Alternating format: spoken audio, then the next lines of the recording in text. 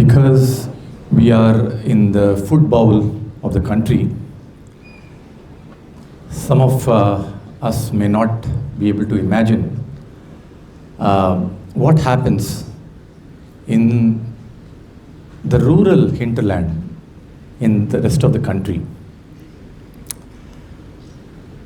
In many villages across the country,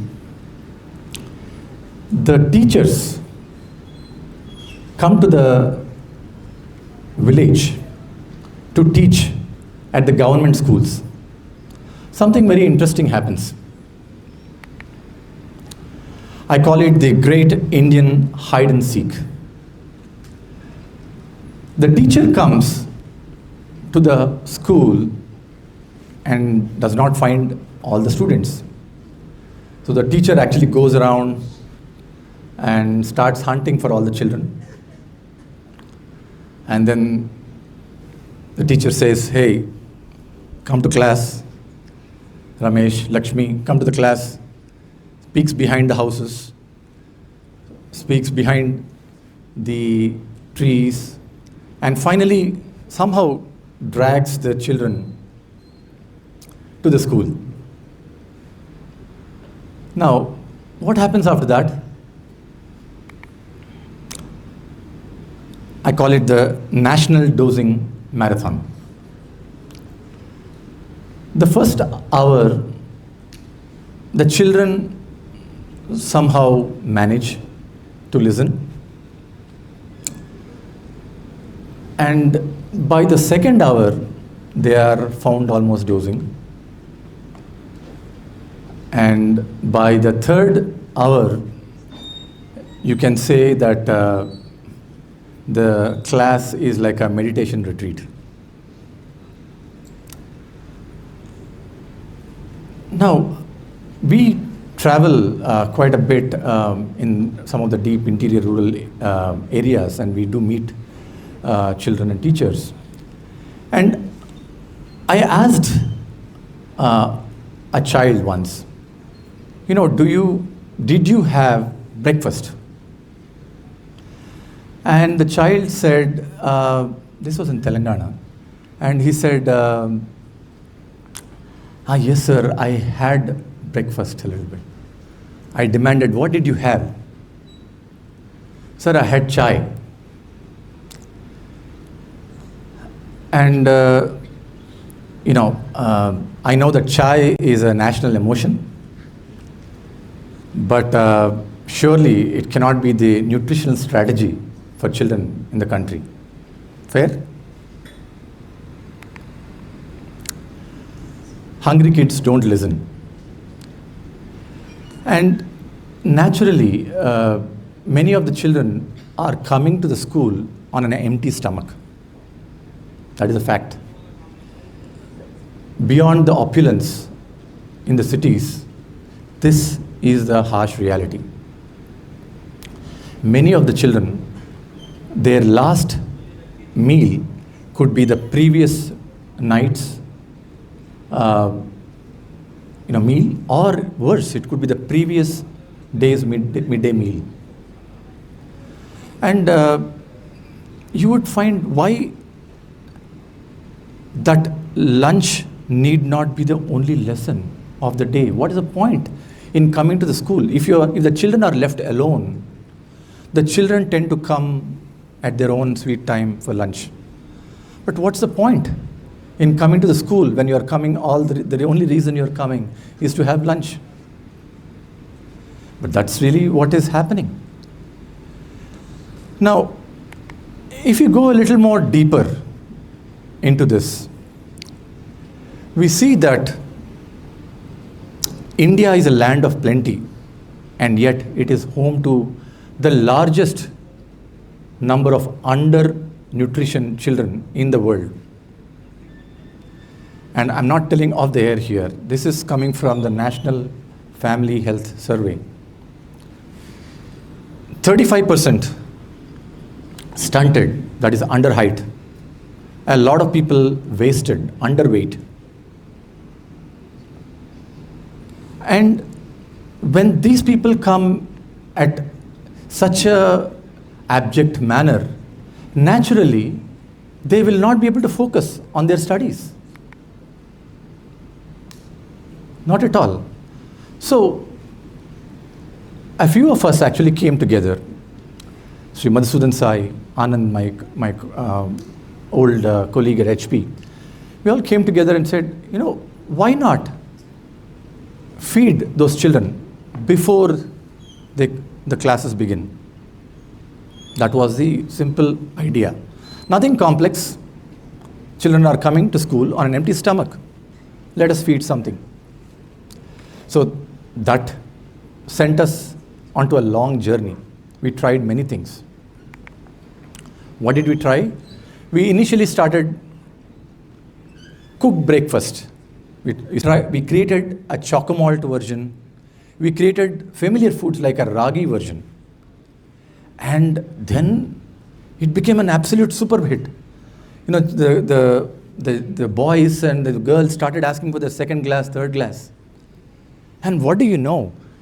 We have a portion which is nutritious as well as delicious. And timely nutrition is going into their body on a daily basis. And we called it SciSure. And it's a jackpot, because that's when things began to start moving. And that's when we realized that a lot of this could be done at great scale. And then something very interesting happened. We thought, okay, let's just cure that hidden hunger, whatever, and so on. But, the word reached out that the Friendly Neighborhood School has started serving this morning nutrition. And so the enrollment started increasing.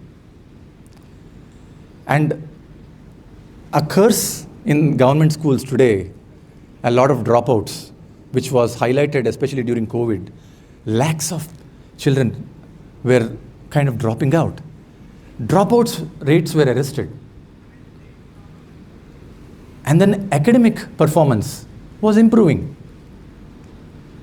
And obviously the health profile is improving, right? So we have realized that this is something that is, it was an experiment, but we realized that it was a great ability for us to do this at scale and reach out to so many people. Government started getting interested. And hey, the teacher stopped chasing the kids. By the time that the poor teacher comes to the school, teacher, we are here. And of course, we know why. So the teachers are a very motivated lot today. Wherever this intervention started, there have been a lot of, they come and thank us. Sir, this is what happening. We had to round up the children. Today we are so motivated. They are improving their academic performance. So, as a small sip, it is impacting on the health and immunity, eradicate morning hunger, improved attendance, improved academic performance, literate, healthy, and productive citizens. So many multiple positive fallouts. Why? Just a simple morning nutrition. And we call it SciSure, and we have this as under the banner of Sri Satya Sai Annapurna Trust. And today, we are serving 1 crore or 10 million children in 25 states and 4 union territories, making us the largest morning nutritional intervention led by an NGO.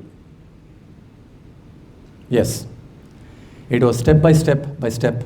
Of course, it was not done in a day. We tried many, many things. We experimented many ways. But we strongly believe that this is something that is really working out.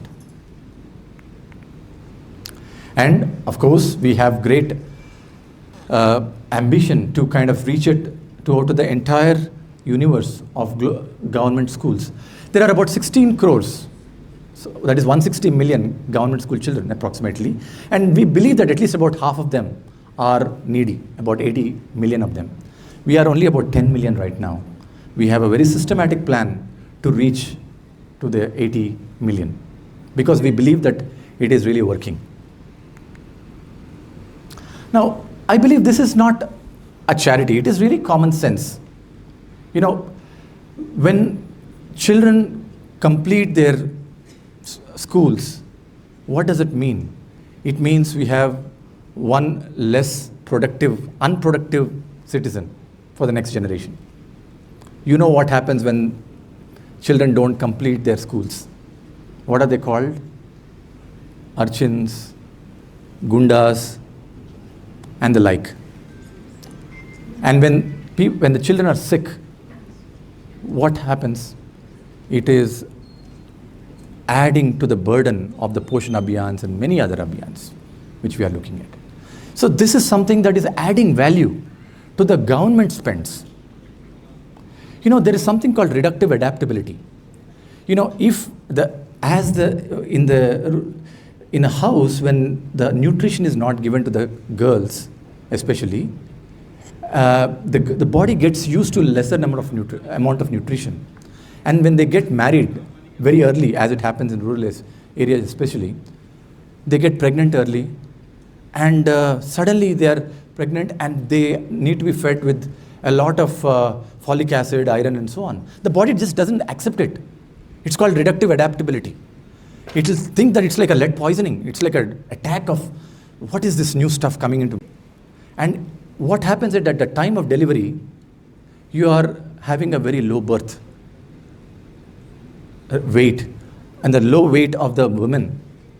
And you have all kinds of unfortunate things, premature births, hole in the heart, tetralogy of Fallot, all kinds of things. All of this could have been easily avoided if we could have done some investment in nutrition. This is preventive health care. Preventive health care is very important for the country. After all, how many health hospitals can you keep on creating, tell me? We are a large population. This is what it is. We are helping build healthy and productive citizens for the next generation. And what does it cost?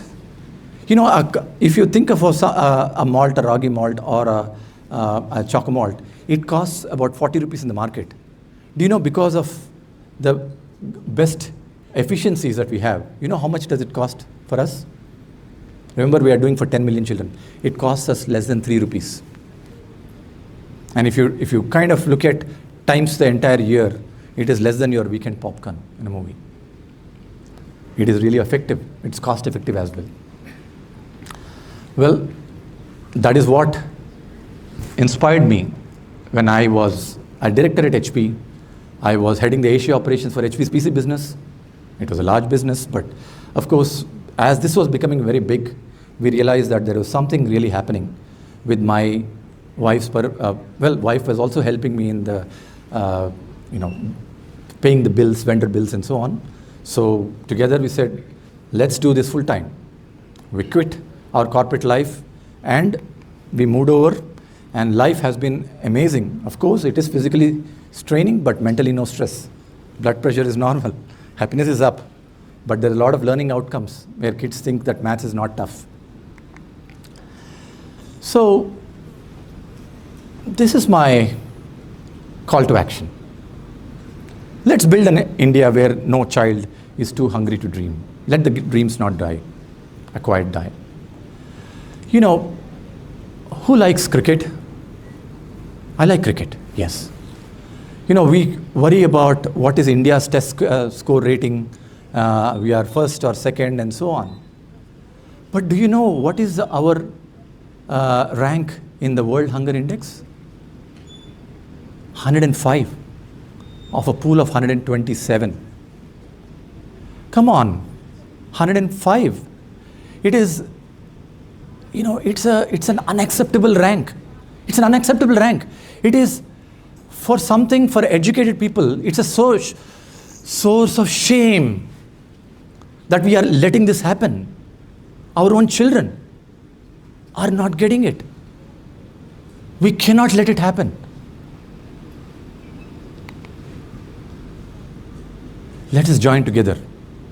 One meal, one child, one village at a time. Thank you very much.